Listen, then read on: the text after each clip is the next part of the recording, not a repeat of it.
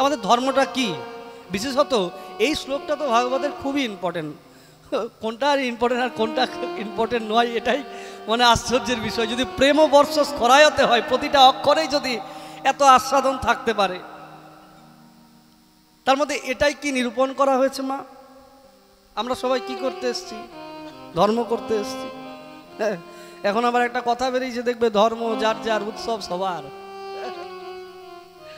তাদেরকে যদি জিজ্ঞেস করা যায় যে হোয়াট ইজ ধর্ম, ধর্মটা কি, ধর্মের ডেফিনেশনটা কি,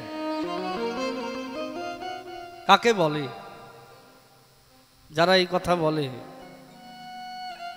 উত্তর দিতে পারবে না। এই ধর্ম তার তত্ত্ব, ওই ধর্মের তত্ত্ব অনেক গভীরে আছে, লুকিয়ে আছে। তাকে উপলব্ধি কি করে যাবে, পারা যাবে, সম্ভব নয়। মহাজন যেন গতস্য পন্থা নান্যত পন্থা বিদ্যতে হয় না। মহাজনের যেই পথ, তাতে হব অনুরত পূর্বাপর করিয়া বিচার। হ্যাঁ, তাই মহাজনগণের চরণাশ্রয় না করলে ধর্ম কি এটা যদি আমাদেরকে জিজ্ঞেস করা যায়, আমরা এটার উত্তর দিতে পারবো না। তাই ধর্ম সম্পর্কে বিভিন্ন জায়গায় বিভিন্ন কথা বলা হয়েছে। বলে বিভিন্ন জায়গায় বিভিন্ন কথা যদি বলা হয়েছে, তাহলে ভাগবতে আবার আলাদা করে বলতে গেলেন কেন, কি কারণে, আর আমরা শুনবই বা কেন? তো ভাগবত শাস্ত্র অন্যান্য শাস্ত্র যা নিরূপণ করেছে, আমি প্রথমেই বলেছি যে শ্রীমদ্ ভাগবতমের প্রত্যেকটা জিনিসেই একটা অদ্ভুত চমৎকারিত্ব সৃষ্টি আছে। তার চিন্তাধারাটা আলাদা, সুসিদ্ধান্ত। তাহলে সুসিদ্ধান্তটা কীরকম? বলে অন্য জায়গায় সব ধর্মকে নিরূপণ করা হয়েছে, কিন্তু ভাগবত শাস্ত্রে পরম ধর্মের নিরূপণ করা হয়েছে। ও মা, তাহলে পরম ধর্মটা কি আলাদা জিনিস আর ধর্মটা কি আলাদা জিনিস? কি বিষয়? মহাজন বলছেন যে ধর্ম কিরকম জানো? ধর্ম হচ্ছে একটা বস্তুর অন্তর্নিহিত সত্তা, যা তার সঙ্গে অ্যাটাচমেন্ট, জড়িয়ে থাকে। কিরকম জড়িয়ে থাকে বললেন, প্রত্যেকটা বস্তুরই একটা করে ধর্ম আছে। একটা পশুর ধর্ম পশুত্ব। একটা বাঘের বাচ্চা, তার যে কামড়ানো স্বভাব, একটা বেড়ালের বাচ্চার যে কামড়ানো স্বভাব অটোমেটিক্যালি চলে আসে, আলাদা করে অ ক খ করে তাকে শেখাতে হয় না। চিনি কীরকম লাগে? মিষ্টি মিষ্টি, লবণ নোনতা, লঙ্কা ঝাল ঝাল। এখন লঙ্কা যদি মিষ্টি মিষ্টি লাগে, আর লবণ যদি তেতো লাগে, আর উচ্ছে যদি নোনতা লাগে, তো ধর্ম থাকলো না। হ্যাঁ, এই এখন দেখবে এক ধরনের কুল পাওয়া যায়, এরকম মোটা মোটা আপেল কুল বলেন। হ্যাঁ, খেতে কিরকম লাগে বলো তো? হ্যাঁ, ভালো লাগে? পাঞ্চা পাঞ্চা কিরকম লাগে? আমরা আগে কুল খেতাম, কি ভালো লাগতো, টক লাগলেও ভালো লাগতো। নুন দিয়ে লঙ্কা দিয়ে ওই থেতো করে ভেঙে, হ্যাঁ, ওর ভালো করে মাখিয়ে, সে কুলের একটা আলাদা স্বাদই আলাদা। আর ওই আপেল কুল যদি ওই দেখো মায়াবাস কে করছে। তো যাই হোক, হ্যাঁ, তো তোমার ওই দেখো কুলের তালে এমন একটা স্বাদ আছে, আমরা কিন্তু কেউ খাইনি। এখানে কি খেয়েছি নাকি কেউ? শুধু মুখে আলোচনা হচ্ছে, তার মধ্যে বোঝা যাচ্ছে যে হ্যাঁ। আর আপেল কুল যদি তোমার সামনেও রাখা হয় না, জিভে জল আসবে, সত্যি করে বলবে, কিন্তু আসবে। কেন? তার ধর্ম নাই। তাহলে দেখো, ধর্ম থাকলে কি হয় আর ধর্ম না থাকলে, কুলের যে ধর্ম, কুলের যে স্বভাব, সেটা আপেল কুলের মধ্যে পাবে না। ও তো নকল জিনিস, তো নকল জিনিসে আসলে স্বাদ কোত্থেকে পাবে, তাই না? তাহলে ওর মধ্যে ধর্ম নাই, তার ওর অবস্থার বিকৃতি ঘটে গেছে। ধর্ম না থাকলেই তার অবস্থার বিকৃতি ঘটবেই। আর যদি সত্যিকারের মানুষের যে ধর্ম, মনুষ্যত্ব থাকতো, তাহলে আজকে আরজিকর হতো না, হতো? মানুষের মনুষ্যত্বই নাই। তাহলে দেখো, এই জায়গায় মানুষের সঙ্গে অন্যান্য প্রাণীর পার্থক্য। শাস্ত্র বলছেন ধর্ম রক্ষতি রক্ষিত, যে ধর্মকে রক্ষা করে ধর্ম তাকে রক্ষা করে। পশুর ধর্ম পশু করবে, আর মানুষের ধর্ম মানুষ করবে। পশুর ধর্ম পশুত্ব, মানুষের ধর্ম মনুষ্যত্ব। পশুর ধর্ম অর্জন করতে হয় না, ইনহারেন্ট নেচার, অটোমেটিক্যালি আসে। আর মানুষের ধর্ম মানুষকে অর্জন করতে হয় তার বিবেকের দ্বারা। আর যদি অর্জন করতে না পারে তাহলে সে মানুষ দেহটাই আছে, আসলে সেও পশু।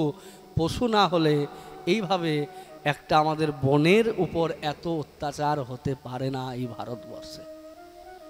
এই ভারতবর্ষ ধর্মের জায়গা, তাহলে মানুষের মনুষ্যত্বটাকে অর্জন করতে হয়, এটাই মানুষের ধর্ম। সেখানেও ধর্মের অনেক অনেক লক্ষণ করা আছে। ভাগবত শাস্ত্র বললেন বেদ প্রণীহিত ধর্ম অধর্মস্তদ বিপর্যয়, অর্থাৎ বেদ যা প্রণয়ন করেছেন সেটাই হচ্ছে ধর্ম, বাকি সব অধর্ম, বাকি সব এক সময় ধ্বংস হয়ে যাবে। আর অন্যান্য শাস্ত্র মহাভারত কি বললেন? অহিংসা লক্ষণও ধর্ম, হিংসা চ অধর্ম লক্ষণ। অহিংসাটা হচ্ছে ধর্মের লক্ষণ, আর হিংসাটা অধর্মের লক্ষণ। যেখানে হিংসা আছে জানবে এটা হচ্ছে অধর্ম, আর যেখানে অহিংসা আছে জানবে এটা ধর্ম। পাদ্মোত্তর খণ্ড বললেন পাত্রে দানম মতি চ কৃষ্ণে মাতা পিতৃস্য পূজনম শ্রদ্ধা বলির গবাংরাস সর্ববিধম ধর্ম লক্ষণম। সেখানে ধর্মের 6টা লক্ষণ করলেন, কোথাও 6টা লক্ষণ, কোথাও 10টা লক্ষণ, এরকম ধর্মের বিভিন্ন লক্ষণ করা আছে। তা এত জায়গায় ধর্মের এত কিছু লক্ষণ করা আছে, ভাগবত শাস্ত্র কি বললেন? এখানে পরম ধর্মের কথা বললেন। পরম ধর্মটা কি জিনিস? সেই পরম ধর্মটা হচ্ছে যা ভাগবত শাস্ত্র আমাদের কাছে নিরূপণ করেছেন, ধর্ম প্রোজ্ঝিত কৈতব অত্র পরম, পরম ধর্ম। সেই পরম ধর্মটা কি? প্রোজ্ঝিত কৈতব, প্র উপসর্গ, উজ্জিত বাদ দেওয়া, বিশেষভাবে বাদ দেওয়া হয়েছে কৈতব। কৈতবটা কি জিনিস মা? ওই ছলনা, ওই ছলনাকে যেখান থেকে বাদ দেওয়া হয়েছে সেটাই হচ্ছে ধর্ম। আর যদি তার মধ্যে ছলনা থাকে বলে সেটা ধর্ম নয়, সেটা হবে অধর্ম। আর সেই ছলনা রহিত যে ধর্ম সেটাকেই পরম ধর্ম বলা হয়েছে, যা আমাদের ভাগবত শাস্ত্র নিরূপণ করেছেন। প্রোজ্ঝিত কৈতব, ছলনা রহিত যে ধর্ম। আমাদের মধ্যে তো সব ছলনাটাই বেশি মা, আসল জিনিসটা তো কম। কপালে তিলক দিই, গলায় মালায় পরি, আর জপমালা নিয়ে চলি, কিন্তু ভেতরের মধ্যে নোংরা মানসিকতা ভর্তি হয়ে আছে।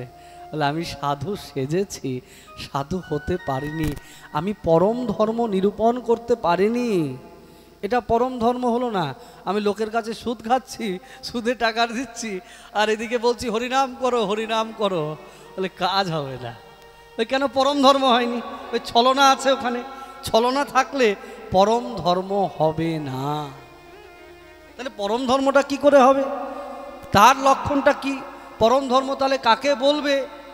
তার উত্তরে গোস্বামীপাদ বললেন, উত্তর এখানেই দিয়ে দিয়েছেন। সবই পুংসাং পরো ধর্ম যত ভক্তির অধক্ষজে অহৈতুক্যা অপ্রতিহতা জয়াত্মা সম্প্রসীদতি। তাহলে পরম ধর্মটা কি? সবই পুংসাং পরো ধর্ম, সকল পুরুষের শ্রেষ্ঠ ধর্ম। বা পুরুষের কেন, নারীটা কি ধর্ম করবে না? যদি আমাদের বিচার করা যায় দেখবে ধর্মের পুজোর ক্ষেত্রে মেয়েরাই, সব মায়েরাই বেশি যায়, পুরুষরা কম যায়।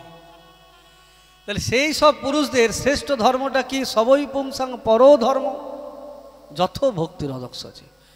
অধক্ষজে অধ অক্ষজ যস্মাৎ, অধ মানে নিচে, ইন্দ্রিয়ের নিচে যাহা অবস্থান করছে, ইন্দ্রিয় জ্ঞানাতীত ফলাভি সন্ধান রহিতা যে ধর্ম, তাই ভাগবত নিরূপণ করেছে। তার 2টি লক্ষণ। কি কি লক্ষণ? মন দিয়ে শোনো। একটা বললেন অহৈতুক্যা, আর দ্বিতীয় বললেন অপ্রতিহতা। ধর্মটা তাহলে কেমন হবে? লোককে দেখানোর জন্য নয়।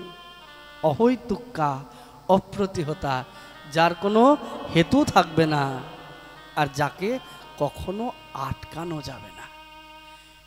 আমাদের শ্রীধর স্বামীপাদ এই কথাটাই বলে গেছেন। শ্রীমন মহাপ্রভু বললেন, ভাগবত শাস্ত্রকে যদি আস্বাদন করতে চাও, তুমি জানতে চাও, বুঝতে চাও, তাহলে একমাত্র শ্রীধর স্বামীপাদের আশ্রয় নাও।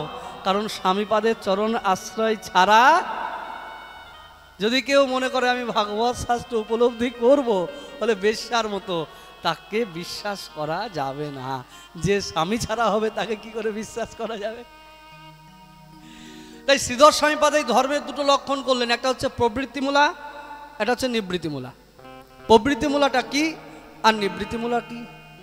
বলে প্রবৃত্তিমূলাটা হচ্ছে বলে যেখানে সসুখ বাসনা আছে, যা আমরা করি আর কি, সেই সসুখ বাসনাটা কীরকম, মানে আগে পুজো দেওয়ার আগে আমি মনে মনে 3টে করে লিস্ট করে নিই, পদ্ম নিয়ে যাই যে হে ভগবান, তোমার পুজো তো জিতছি, কিন্তু পুজো দিয়ে আমার প্রফিট কি হবে?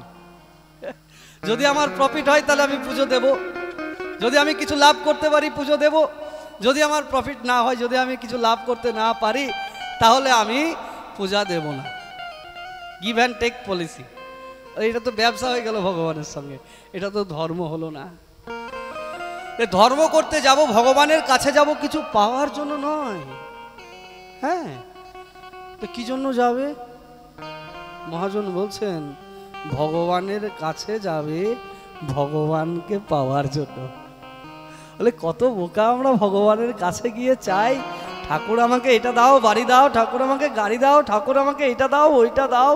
মহাজন বলছেন এরা কত বোকা, এরা চাইতেও জানে না। সবাই ভগবানের কাছে গেল, ভগবানের কাছে চাইলো, কিন্তু ভগবানকে কেউ চাইলো না যে ভগবান তুমি আমার হও। কারণ জগৎটাই তো ভগবানের, তাহলে আমার বিশ্বাস আছে, আমার জ্ঞান আছে, আমার বোধ আছে যে ভগবান চাইলে দিতে পারে। যদি আমি আগে থেকেই জানতাম যে ভগবান দিতে পারবে না, তাহলে কেউ যেতাম ভগবানের কাছে? যেতাম বলো? কেউ যেতাম না। তাহলে আমরা ভগবানের কাছে যাই কেন? জানি ভগবান দিতে পারে। বলে তার তো সব আছে। তোরে বোকা, তাকেই তোমার করে নাও, তাহলে তো সবই তোমার হয়ে গেল। তাকে তুমি তোমার করে নাও, তাহলে তো তোমার সব হয়ে যাবে, তোমার তো আর না পাওয়ার কিছু থাকবে না। কিন্তু দুঃখের বিষয়, বলে যাকে আপন করার দরকার তার কাছে গেলাম, তার চরণ প্রান্তে বসলাম, তার কাছেও চাইলাম, কিন্তু তাকে কখনো চাইলাম না যে ভগবান তুমি আমার হও, কোনো দিন বললাম। তাই মহাজন বললেন ভগবানের কাছে চেয়েও না, ভগবানকে চেয়েও। ওই চাইলে ভগবানকে চেয়েও ভগবান তোমার হয়ে যাবে, ভগবানের কাছে চাইতে যাবে। এটাই হচ্ছে অহৈতুক্কা, অর্থাৎ হেতু ছাড়া, কোনো কারণ ছাড়াই যে ভালোবাসা, তাই হচ্ছে নিবৃত্তিমূলা ভক্তি। আর কারণ যুক্ত যে ভক্তি, তা হচ্ছে প্রবৃত্তিমূলা ভক্তি।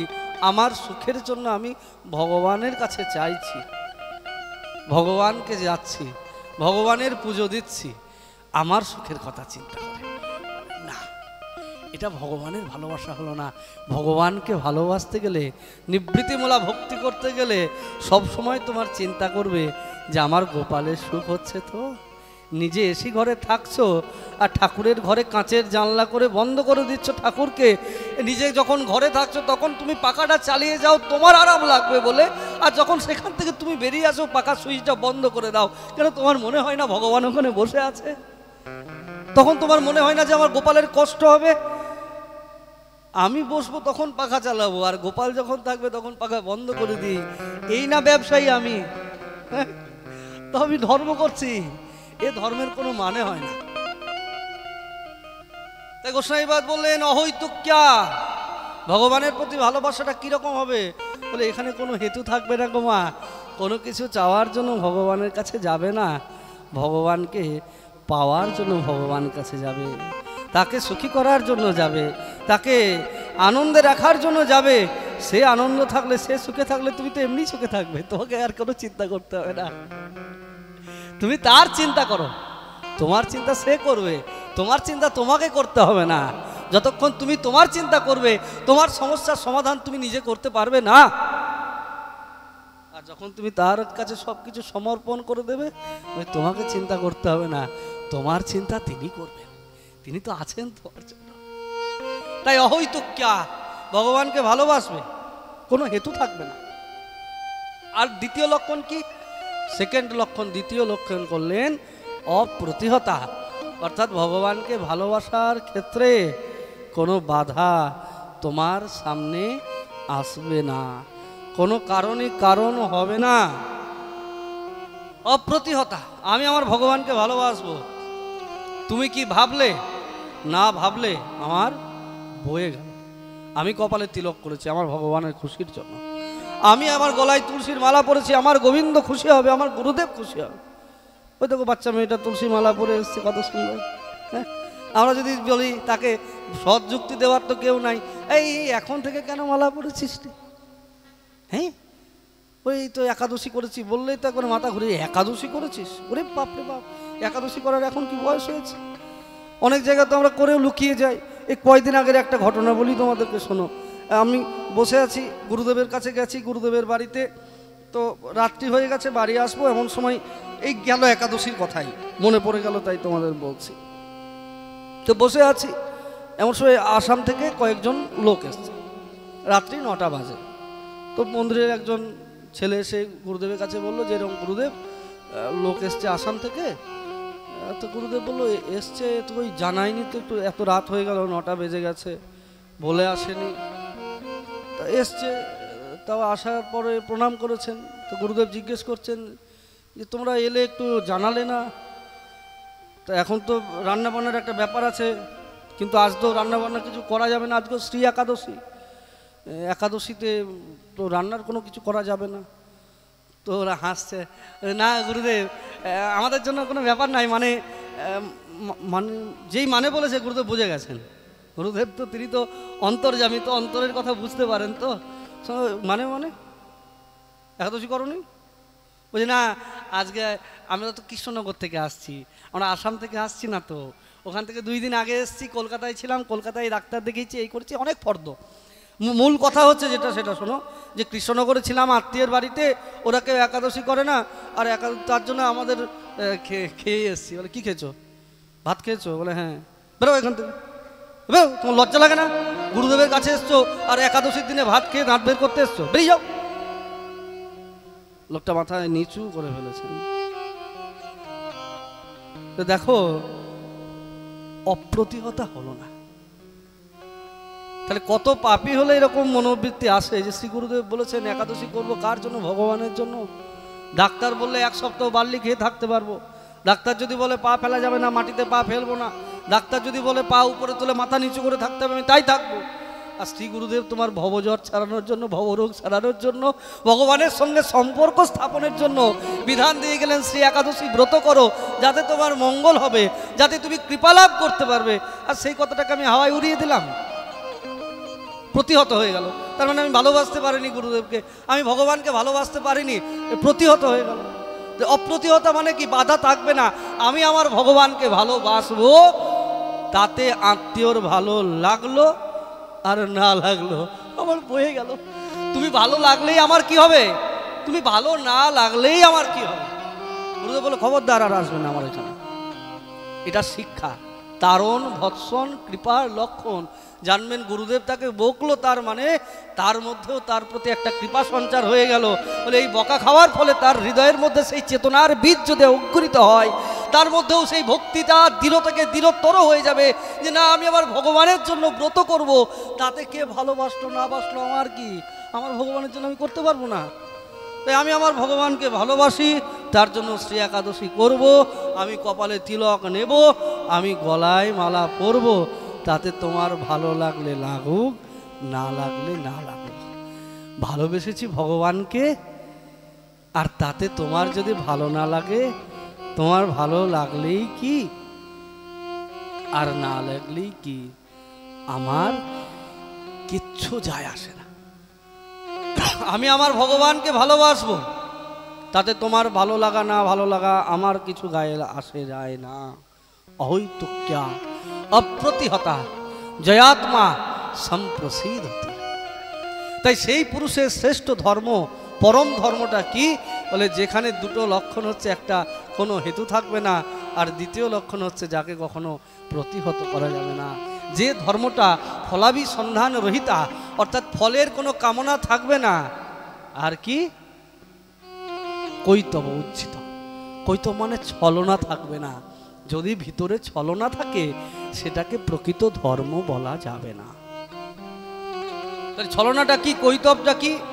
চৈতন্য চরিতামৃতে কবিরাজ গোস্বামীপাদ বললেন, অজ্ঞানতমের নাম কহিয়ে কৈতব, ধর্ম অর্থ কাম ও মোক্ষ বাঞ্ছা আদি সব, তার মধ্যে মোক্ষ বাঞ্ছা কৈতব প্রধান, যাহা হইতে কৃষ্ণ ভক্তি হয় অন্তর্ধান। ধর্ম অর্থ কাম ও মোক্ষ সবই হচ্ছে আমাদের ভগবত ভজনের পথে বাধা। এগুলো কৈতব, কৈতব মানে ছলনা, ছলনা মানে যা আমাদেরকে বঞ্চিত করে।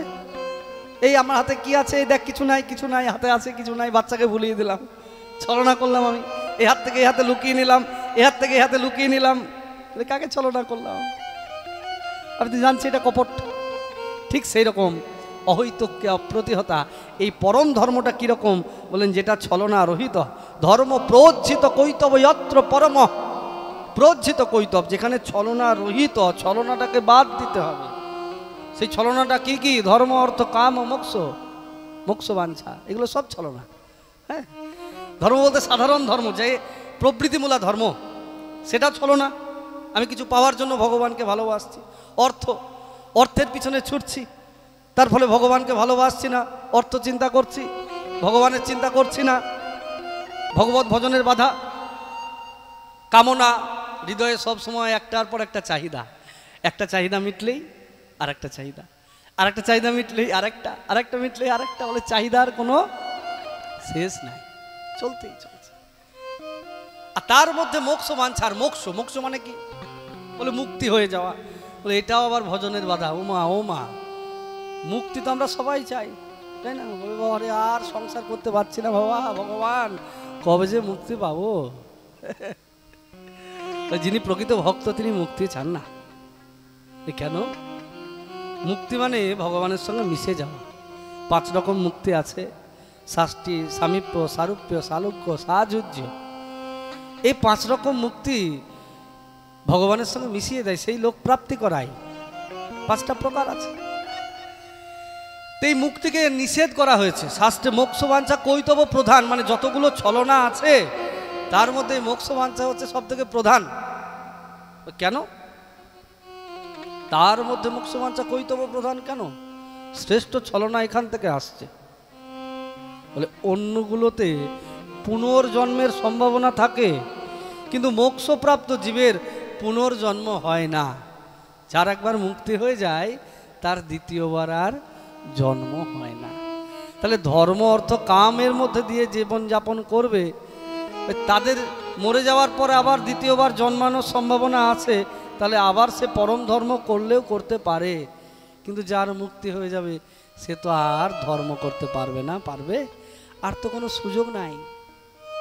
যার জন্য গোস্বামীপাদ বলেছেন, আমাদের ঠাকুর রামকৃষ্ণের একটা কথা আছে যে চিনি হোস না চিনি খাস।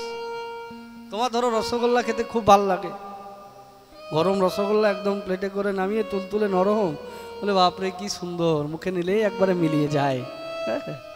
খুব ভালো লাগে আমার খেতে। ওই তোমার খেতে খুব ভালো লাগে, তাহলে যাও তোমাকে আমি রসগোল্লা বানিয়ে দিলাম, আমি নিজেই রসগোল্লা হয়ে গেলাম। তখন কি আর ভালো লাগবে? লাগবে ভালো? আর ভালো লাগবে না। তাই রসগোল্লা হলে আনন্দ নয়, রসগোল্লা খেলে আনন্দ। ঠিক সেই রকম মুক্তি পেয়ে গেলে ভগবানের সঙ্গে মিশে যাওয়া। বলে ভগবানের সঙ্গে মিশে গেলে আমি কি করে আনন্দ লাভ করতে পারবো? তাই ভগবানের সঙ্গে মিশতে চাই না। বাবাজি মশাই তাই বলেছেন, আমি আসিব যাইব চরণ সেবিব। আমি আসবো যাব ভগবানের চরণ সেবার মধ্যে দিয়ে আমি আমার সময়টাকে অতিবাহিত করব। আমি আর কিছু চাই না, আমি আসতে চাই, যেতে চাই। তাই বললেন তার মধ্যে মোক্ষ বাঞ্ছা কৈতব প্রধান, যাহা হইতে কৃষ্ণ ভক্তি হয় অন্তর্ধান। যিনি প্রকৃত ভক্ত তিনি কখনো মুক্তি চায় না, তিনি এ জগতে বারবার আসতে চায় আর বারবার নিতাই গৌরের চরণ ভজন করতে চায়। তাই সেই পরম ধর্ম আমাদের পালন করতে হবে, যা ছলনা রহিত, যার মধ্যে কোনো ছলনা থাকবে না, ফলাভিসন্ধান রহিত, ইন্দ্রিয় জ্ঞানাতীত, একমাত্র ভগবানের প্রতি যে শুদ্ধ ভক্তি আমাদের চিত্তে উদ্রেক করে, সেই পরম ধর্ম আমরা কার কাছ থেকে শিখব? উত্তরে বললেন নির্মত স্বরানাং সতা। নির্মৎসর সাধুর কাছ থেকে আমরা শিখব। নির্মৎসর, নির শব্দটা কেন না বাচক শব্দ। নির্মৎসর মানে মৎসর রহিত, যার মধ্যে মাৎসর্য নেই। বলি না লোকটা নিরহংকারী, মানে অহংকার নেই। তাহলে নির্মৎসর মানে মৎসর নেই। এই মাৎসর্যটা খুব খারাপ জিনিস। ভজনের জন্য যদি হৃদয়ে মাৎসর্য থাকে তাহলে সে কখনোই ভজন জগতে অগ্রসর হতে পারবে না। তার জন্য মাৎসর্যকে দূরে রাখতে হবে। মহাজন খুব সুন্দর কথা বলেছেন যে দুটো বস্তু আছে আমাদের, একটা হচ্ছে মৎসর, একটা হচ্ছে মৎসর। তা মৎসর আর মৎসরের মধ্যে পার্থক্য কোথায় জানো? আমরা রাত্রেবেলায় যখন ঘুমোই, হয় মশারি টানাই, না হলে কি করো অল আউট লাগাই। বলে বাপরে যে মশার কামড়ে থাকা যায় না। তো এই মৎসরের কামড়টা কোথায় হয়? বাইরে। আর এই মৎসরের কামড়টা কোথায় জানো? এটা ভেতরে কামড়ায়। একটা বাইরে কামড়ায়, একটা ভিতরে কামড়ায়। তাই মাৎসর্য রহিত হয়ে ভগবত ভজন করতে হবে। ঠাকুর মহাশয় আমাদের পদকর্তারা তো বেদ বেদান্তের সিদ্ধান্তকে এত সুন্দরভাবে ভরে দিয়েছেন গ্রন্থের মধ্যে যে তাদের বাইরে কোথাও যাওয়া যাবে না। হ্যাঁ, বিশেষত নরোত্তম ঠাকুর মহাশয় তার প্রেমভক্তি চন্দ্রিকায় এমন সব শাস্ত্রীয় সিদ্ধান্তকে তুলে ধরেছেন যার উপরে আর কোনো সিদ্ধান্ত হতে পারে না।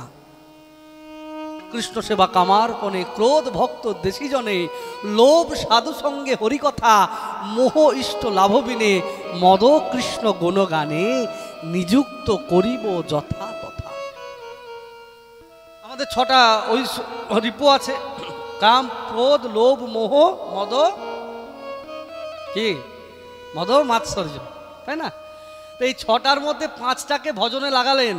তাই কত বড় চিন্তাধারাটা দেখো, 6টার মধ্যে 5টাকে লাগালেন, মাৎসর্যকে লাগালেন না। বলে কামনার দ্বারাও ভগবত ভজন হয়। বলে কামনাটা কি থাকবে? বলে কৃষ্ণ সেবা, গোবিন্দ সেবা। আমার মনের একটাই কামনা, আমি যেন গোবিন্দ সেবা করতে পারি। তাহলে ভজন হলো কি না? ওই ডাইভার্ট করে দাও, জল একদিকে প্রবাহিত হচ্ছে, বন্যা হয়ে যাচ্ছে, জলটাকে ঘুরিয়ে দাও অন্যদিকে, জলটা অন্যদিকে বেরিয়ে যাবে, ক্ষতি হলো না। ঠিক সেই রকম এই যে ষড়রিপু আমাদের দংশন করছে, বলে এদের মুখটা ভগবানের দিকে করে দাও, বিষয়ের দিক থেকে, ওটাই তোমার ভজন হয়ে যাবে, আলাদা করে দরকার নেই। তাহলে কাম যেটা, কাম ওই জগতের বিষয়ের প্রতি নয়, গোবিন্দ সেবার প্রতি দিয়ে দাও, ভজন হয়ে গেল। ক্রোধ ভক্ত দেশিজনে, ক্রোধ বলে আমার খুব ক্রোধ আছে, ক্রোধটাকে আমি কিছুতেই কন্ট্রোল করতে পারি না। বলে তুমি ক্রোধটা কোথায় দেখাবে? বলে এমনি সব জায়গায় দেখাতে যাবে না, কিন্তু আবার না দেখালেও চলবে না। বলে কোথায় ক্রোধ দেখাবে? যখন দেখবে সনাতন ধর্মের উপর আঘাত আসছে, তখন যদি তুমি ক্রোধ প্রকাশ করো, তাহলে তোমার কোনো দোষ হবে না, সেখানে তোমার কোনো দোষ হবে না, হতে পারে না। যেখানে ধর্মের উপর বিপর্যয় আসবে, সনাতন ধর্মের উপর আঘাত আসবে, সেখানে তুমি চিৎকার করে তার প্রতিবাদ করবে, সেখানে তুমি ক্রোধ প্রদর্শন করবে, তাতে কোনো অপরাধ হবে না। ক্রোধ ভক্ত দেশি জনে, বলে আমার খুব লোভ, এত লোভ আমি থাকতেই পারি না। ওই লোভটাকে তুমি পাল্টাও। বলে কিসের লোভ? তাহলে টাকা পয়সার লোভ আছে। বলে এখন তুমি হরিকথার প্রতি ওই লোভটা দাও। লোভ সাধু সঙ্গে হরিকথা। বলে আজকে পাঠ শুনতে যেতে দেরি হয়ে গেছে, কালকে বাবা তাড়াতাড়ি করে যেতে হবে, তাড়াতাড়ি আগে বসতে হবে, তাহলে প্রথম থেকে শুনতে পাবো, নালে তো শেষটা শুনবো, প্রথমটা বাদ চলে যাবে। লোভ কোথায় থাকবে? বলে সাধু সঙ্গের প্রতি লোভ থাকবে। লোভ কোথায় থাকবে? হরি কথার প্রতি লোভ থাকবে। লোভ সাধু সঙ্গে, হরি কথায়। মোহ ইষ্ট লাভ বিনে, মদ কৃষ্ণ গুণগানে, নিযুক্ত করিব যথাতথা। বলে সবগুলোকে ভজনে লাগালেন, কিন্তু মাৎসর্যকে লাগালেন না। বলে মহাজন আপনি সবগুলোকে ভজনে লাগালেন, কিন্তু মাৎসর্যকে লাগালেন না কেন?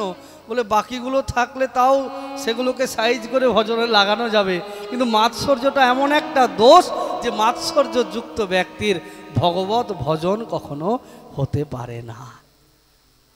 কেন হতে পারে না?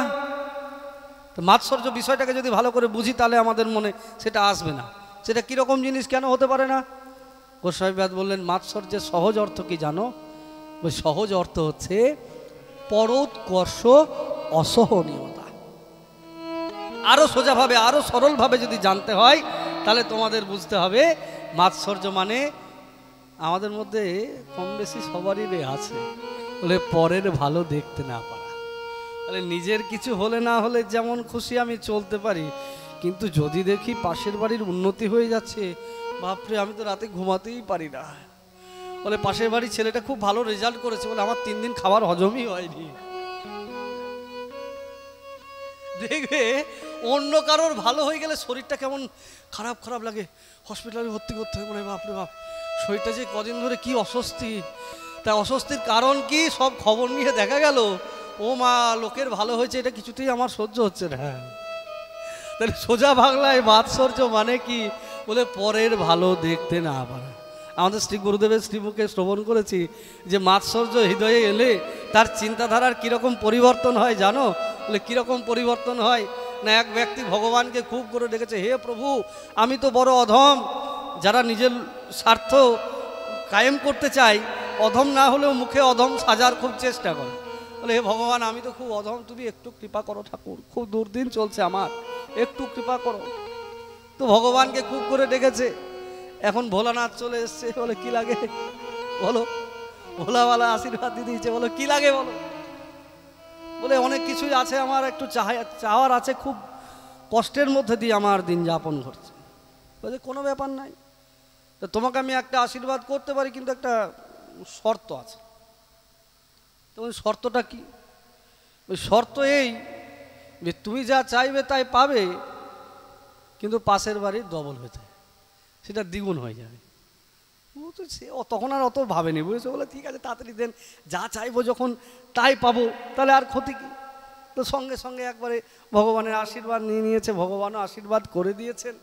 আর আশীর্বাদ নিয়ে সঙ্গে সঙ্গে ভাবছে বাড়িটা কোনো রকমে আছে, টুটা ফোটা বাড়ি, বলছে আমার যদি এরকম 4 তলা একটা বাড়ি হতো, অনেকে আমরা হয়তো মনে মনে ভাবছি হতেও পারে আমার, তাহলে খুব ভালো হতো। তো একটা দেখা গেল মনে ভাবার সঙ্গে সঙ্গে 4 তলা বাড়ি হয়ে গেছে। ও মা এবার পাশের বাড়িতে সকালবেলায় উঠেছে আর গেছে, আর পাশের বাড়ির দিকে তাকিয়ে দেখে ও মা ওখানে তো বিরাট অট্টালিকা ফ্ল্যাট তৈরি হয়ে গেছে। ও মা তখন মনে হচ্ছে ও আমার 4 তলা হলে তো ওর 8 তলা হয়ে যাবে। ওরে বাপ রে বাপ, এতক্ষণ খুব ভালোই ছিল, যেই ওই বাড়ির দিকে তাকিয়েছে তেমনি বুদ্ধি ঘুরতে শুরু করেছে। ওই তাহলে এখন আমি যা চাইবো সব তো ওর ডবল ডবল হবে। আরে না না না, সে ও বাড়ি থেকে এরকম করে বেরিয়েছে তো কি হয়েছে, ও তো দেখছে আরো বড় করে বেরিয়েছে পাশের বাড়ির লোকটা। বলে ও মা ও তো আমার থেকে বড় বুক করে এরকম করে, আমি যদি এরকম করে বেরোই ও তো এরকম করে বের হচ্ছে। ওরে বাপ রে বাপ রে বাপ, এখানে তো এরকম করা যাবে না, তাহলে কি বুদ্ধি করতে হবে। বলে কি করবে? বলে ভগবান আমার বাড়ির সামনে বড় গর্ত হয়। মনে মনে ভাবছে আমার বাড়িতে যদি একটা বড় গর্ত হয়, ওর বাড়ির সামনে 2টো বড় গর্ত হয়। কিরকম বুদ্ধি দেখো, সুযোগ পেয়েছে ভগবানের কাছে, ভালো আছে, বলছে আমার বাড়িতে যদি গর্ত হয়, বলে ওর বাড়িতে তাহলে 2টো গর্ত হয়। মনে মনে ভগবান আমার বাড়িতে যেন গর্ত হয়। এখন গর্ত হয়েছে, ওর বাড়ির গর্ত বেরোতে গেছে, দেখতে গেছে ওর বাড়ির গর্তটা কি। ও মা এ বেরিয়ে দেখে ওর তো আরো আনন্দ হয়ে গেছে। বলে কি? বলে পাশের বাড়িতে 2টো গর্ত রাধাকুণ্ড শ্যামকুণ্ড বাড়িয়ে পরিক্রমা করছে। বলে আরে যা, তাহলে তো আমার থেকে বেশি আনন্দ আছে। এ তো সহ্য হচ্ছে না, হতে দেওয়া যাবে না, হতে দেওয়া যাবে না, কি করা যায়? বলে ভগবান। বলে কি? বলে আমার এক চোখ যেন কানা হয়ে যায়। কেন? বলে আমার এক চোখ যদি কানা হয় তাহলে ওর 2 চোখ কানা হবে। তাহলে আমি যদিও বা এক চোখে দেখতে পারি কোন জায়গায় গর্ত আছে আর কোন জায়গায় ভালো আছে, ও বেটা তো দেখতে পারবে না, গর্তে পড়বে আর পড়ে মরবে, তখন আমার আনন্দ। তাই এই হচ্ছে মাৎসর্য পরায়ণ ব্যক্তির চিন্তাধারা। যে আমার একটা কথা আছে আমাদের বাংলায় বাগধারা, নিজের নাক কেটে পরে যাত্রা ভঙ্গ। নিজের নাক কেটে পরে, তখন তো ধরো ছোটবেলায় মুখস্থ করতে হয়, করেছি নিজের নাক কেটে পরে যাত্রা ভঙ্গ, নিজের নাক কেটে পরে, মানে তো অত উপলব্ধি করতে পারিনি। এখন বুঝি যে রচনা যখন করা হয়েছে কত চিন্তা ভাবনা করে লেখা হয়েছে। তো এইরকম মনের মধ্যে যাদের চিন্তাধারা, যাদের মনটা পাশের বাড়ির ভালো হলেই সবসময় শরীরটা কিলবিল কিলবিল অস্বস্তি করতে থাকে, ওষুধ না খেলে মনে হয় আর শরীর চলছে না, ওই তাদের ভরি ভজন কখনো হবে না। তাদের কাছ থেকে কোনো শিক্ষা লাভ করতে পারবে না। যারা সর্বদা সর্বহিতে রত আছে, সেই সমস্ত সাধুগুরু বৈষ্ণবগণের চরণ প্রান্তে উপনীত হও। কারণ একমাত্র সাধুগণই, সেই সাধুগণের কৃপায় তোমাকে ভগবত চরণার বৃন্দে পৌঁছতে পারে, সেই পরম ধর্মের শিক্ষা তোমাকে দিতে পারে যদি তুমি সেই সাধুর চরণে শরণ নাও। তাই সেই সৎসঙ্গ করো। নির্মৎসরাণাং শতাং বৈদ্যং বাস্তব মাত্র বস্তু শিবদম তাপত্রয় উন্মূলনম শ্রীমদ্ ভগবতে মহামুনিকৃতে কিং বা পরৈরীশ্বর সদ্য হৃদি অবরুদ্ধতে যত্র পৃথিবী সুষ্ঠুসুভিস্তৎক্ষণা। তার জন্য সেই নির্মৎসর সাধুর তুমি সন্ধান করো, আর সেই সাধুর তুমি সঙ্গ করো। যদি তুমি সাধুর সঙ্গ তোমার জীবনে মিলে যায়, তাহলে তুমি সর্বদাই সেই আনন্দ সাগরে তুমি ডুব দিতে পারো। বলো সৎসঙ্গ ভগবান কি, বলো সৎসঙ্গ ভগবান কি, বলো সৎসঙ্গ ভগবান কি। जिसका जीवन में मिला सत्संग है, उसका हर घड़ी आनंद ही आनंद है। जिसका जीवन में मिला सत्संग है, उसका हर घड़ी आनंद ही आनंद है। जिसका जीवन में मिला सत्संग है, उसका हर घड़ी आनंद ही आनंद है। जिसका जीवन में मिला सत्संग है, उसका हर घड़ी आनंद ही आनंद है। जिसका ईश्वर से जुड़ा संबंध है, उसका हर घड़ी आनंद ही आनंद है। जिसका ईश्वर से जुड़ा संबंध है, उसका हर घड़ी आनंद ही आनंद है। सत्संग भगवान की जय हो। हरि बोल।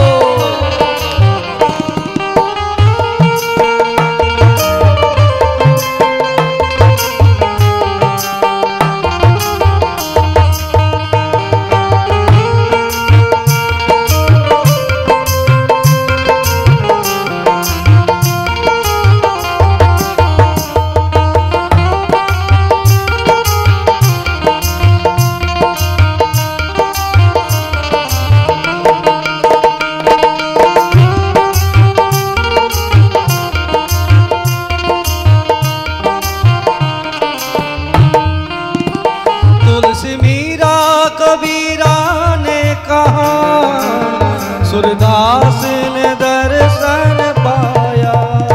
तुलसी मीरा कबीरा ने कहा, सूरदास ने दर्शन पाया।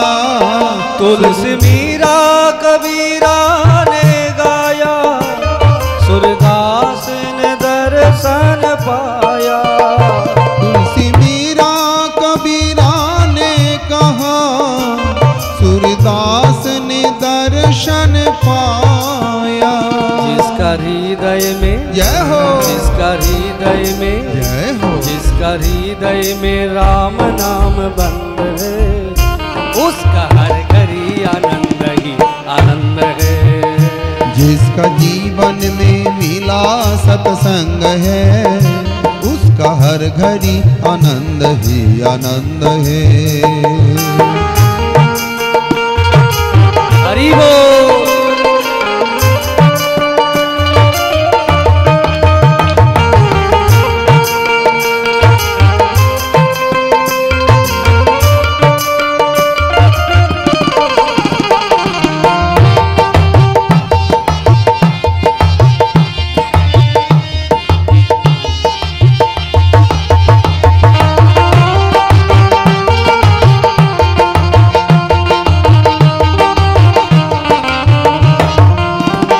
जिसका जीवन में सच्चाई में ढल गया, उसका पापों की पर्वत भी गल गया।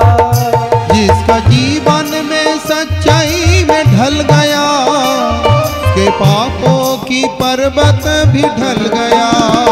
जिसका जीवन में सच्चाई से ढल गया, उसका पापों की पर्वत भी गल गया। जिसका जीवन में सच्चाई में ढल गया, उसके पापों की पर्वत भी ढल गया। उसके पापों की पर्वत भी गल गया। राम रोम से जय हो। रोम रोम में जय हो। रोम रोम में बस रे गोविंद रे, उसका हर घड़ी आनंद ही आनंद है।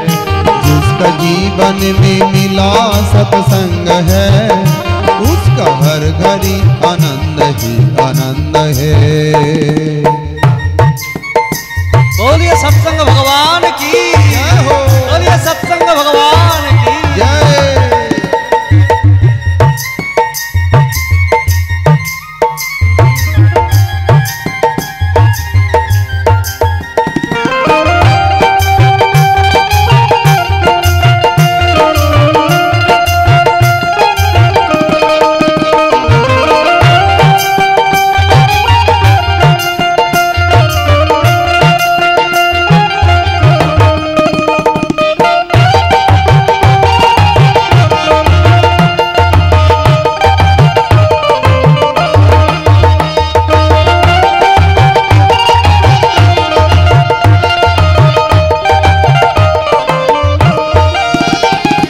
ऋषियों की वाणी को सुनो, दर्द क्या है वही तुम जानो। संत ऋषियों की वाणी तो सुनो, दर्द क्या है वही तुम जानो। संत ऋषियों, संत ऋषियों, संत ऋषियों की वाणी को सुनो, दर्द क्या है वही तुम जानो। दर्द क्या है वही तुम जानो। दर्द क्या है वही तुम जानो। उसके 84 कट गया बंद रे, उसका हर घड़ी आनंद ही आनंद है।